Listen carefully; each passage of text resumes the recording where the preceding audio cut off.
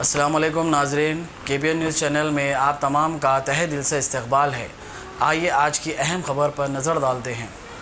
बारकस की दरगाह शरीफ में NRC, NPR और CAA के खिलाफ खवातीन की जानिब से एहतजाज किया गया। एहतजाजी अपने हाथों में प्ले कार्ड थामे इन्हें मनसूख करने का मरकजी हुकूमत से मुतालबा किया। इस दौरान एहतजाजियों ने बताया कि यह कानून शरई दस्तूर हिंद की खिलाफ वर्जी है। साथ ही दीगर को भी मरकजी हुकूमत को चाहिए कि वापस ले। अवाम ने मरकजी हुकूमत के खिलाफ नारेबाजी की और मुतालबा किया कि वो इस कानून व दीगर को फौरी मनसूख करे। पुलिस ने एहतजाजियों को वापस कर दिया। एहतजाजियों ने रियासती हुकूमत भी मुतालबा किया कि वो असम्बली में एक करारदाद मंजूर करते हुए मरकजी हुकूमत को इन्हें मनसूख करने का दबाव डाले।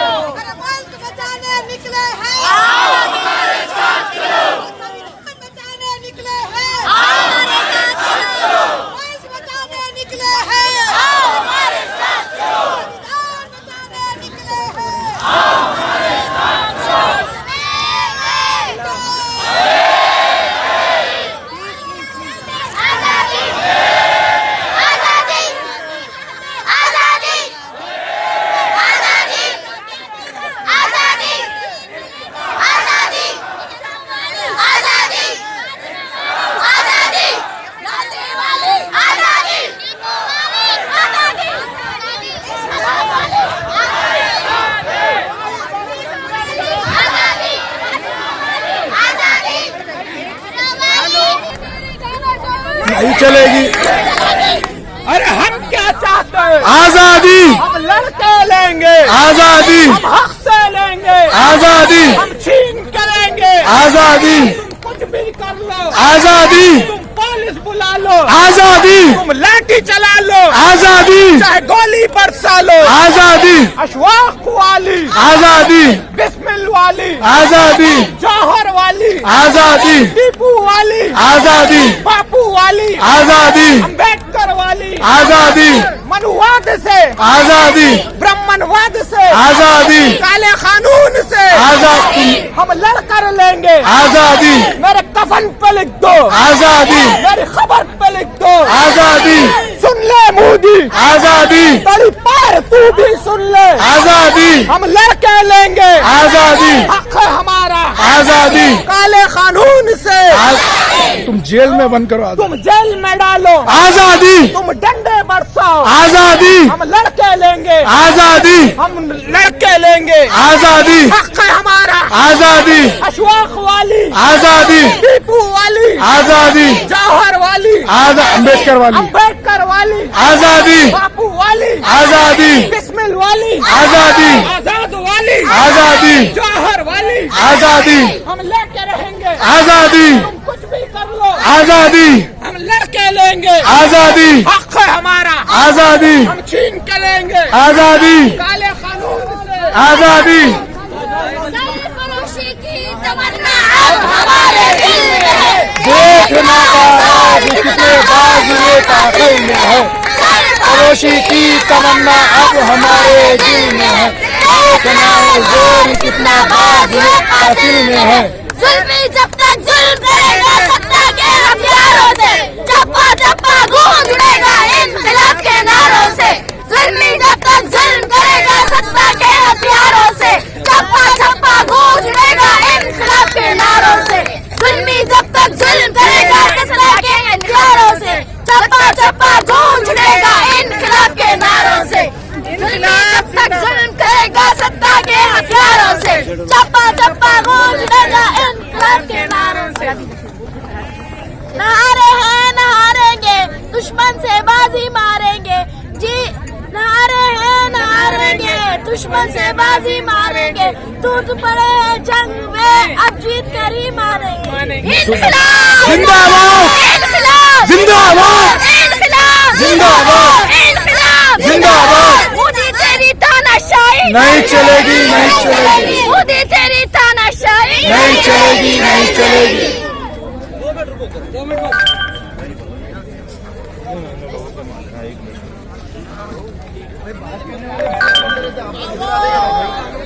हम एक हैं, हम एक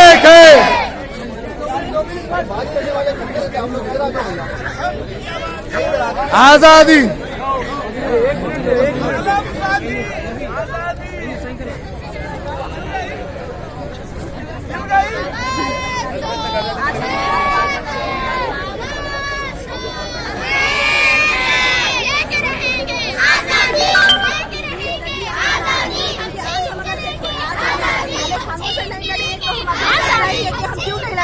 क्योंकि जब हम डॉक्यूमेंट्स दिखाए तभी हमारे को बोल रहे थे हम नहीं है, हमारी शहरियत दिखाओ बोल रहे। तो हम किसी को शहरियत नहीं दिखाएंगे, हम किसी को प्रूफ नहीं दिखाएंगे कि हम कहाँ के हैं। और जो बोल और जो NRC और NPR के खिलाफ हम तो उम्मीद करते केसीआर साहब से कि काले कानून से लड़ने में मदद करेंगे उन्होंने, पर अफसोस की बात है कि केसीआर साहब इस बारे में कुछ बात करना नहीं चाह रहे। तो हम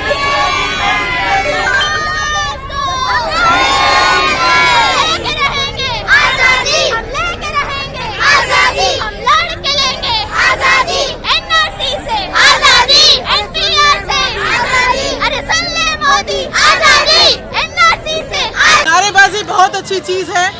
अभी भी इतने टाइम में पूरे हैदराबाद को जमा हो जाना चाहिए था यहाँ पे। इसका मतलब क्या है? हमारी कौम अभी तक सो रही है। यहाँ पे कम से कम 10,000 लोग होने चाहिए थे इतने घंटों में। नहीं आने का मतलब क्या है? हम लोग अभी तक सो रहे हैं। प्लीज थोड़ी जगह दीजिए, मुझे बात करना है। थोड़ी देर जगह दीजिए। भाई प्लीज थोड़ा खामोश रहिए, थोड़ा खामोश रहिए, थोड़ा खामोश रहिए।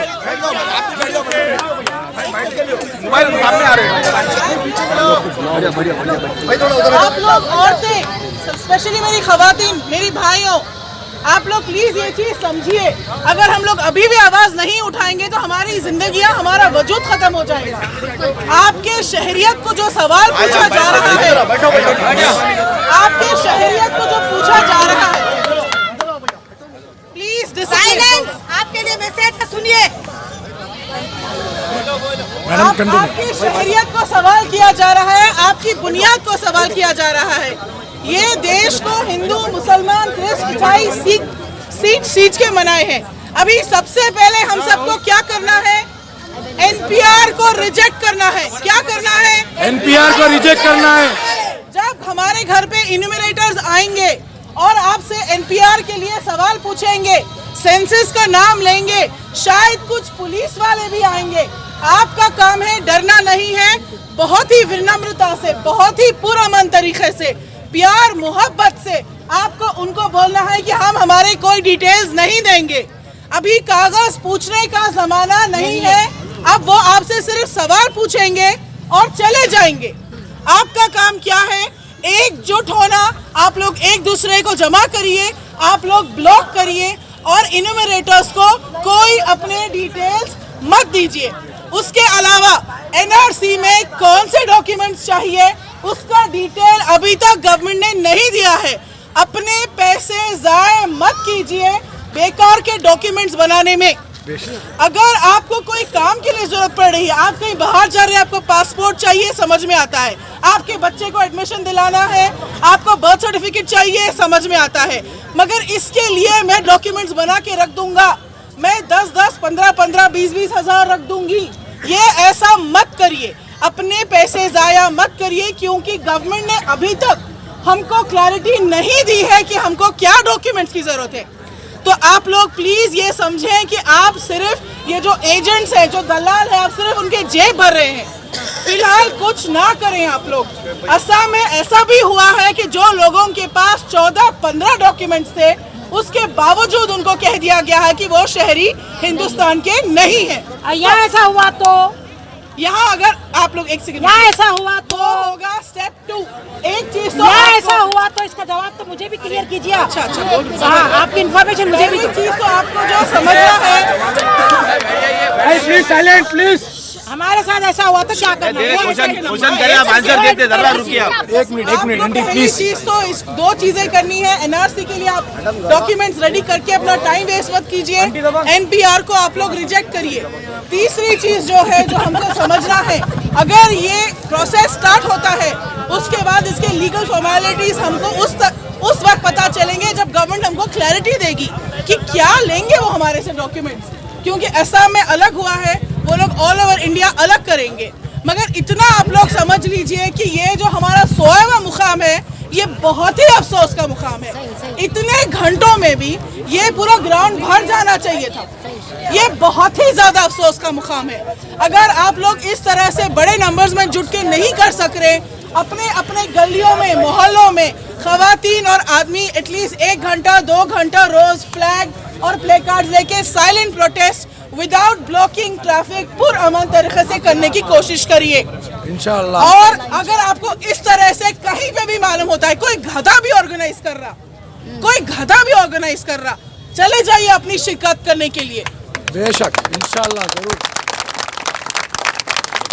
जरूरी नहीं है कि आपके फेवरेट लोग हों जिसको आप पसंद करते हो, ना पसंद करते हो, चाहे कोई भी कर रहा होगा, आप अपनी शिरकत दीजिए। खुदा के वास्ते आपको जागने की जरूरत है, आपको अवेयर होने की जरूरत है, पढ़ लिखने की जरूरत है, और एक दूसरे को आप लोग घरे घर जाइए, आप लोग सब जिम्मेदारी उठाइए। आज हम में से जितने लोग हैं, आप लोग सब जिम्मेदारी उठाइए।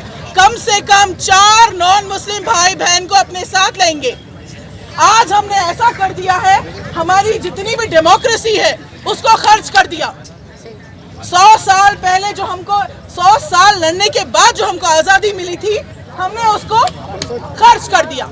हमको ना संविधान के बारे में कुछ पता है, हमको ना शहरियत के बारे में कुछ पता है, हमको कोई अवेयरनेस ही नहीं है। अब हमको सबको जुड़ना है। आप में से कितने लोगों को तेलुगु आती है? शर्म करें कि आपको नहीं आती है। आप अपने नॉन मुस्लिम भाई बहनों से कैसे बात करेंगे, कैसे जुड़ेंगे उनके साथ, आप उनको अपनी लड़ाई में शामिल कैसे करेंगे, आप उनके लिए कैसे लड़ेंगे, हम लोग एक कैसा होंगे? ये सिर्फ मुस्लिम प्रॉब्लम है क्या? नहीं। जो बताया जा रहा है बीजेपी और आरएसएस जो बता रही है कि ये मुस्लिम प्रॉब्लम है, मुसलमान आ रहे हैं, क्या ये मुसलमानों की ही प्रॉब्लम है? नहीं। कितने सारे लोग हैं जिसके साथ प्रॉब्लम हो रहा है। हमारे दलित भाई बहनों के साथ जुल्म हो रहा है, उनका रिजर्वेशन ले लिया गया। इसका क्या मतलब? उनको नौकरियां नहीं देंगे, उनको स्कूल्स में जगह नहीं, उनको बैंक्स नहीं।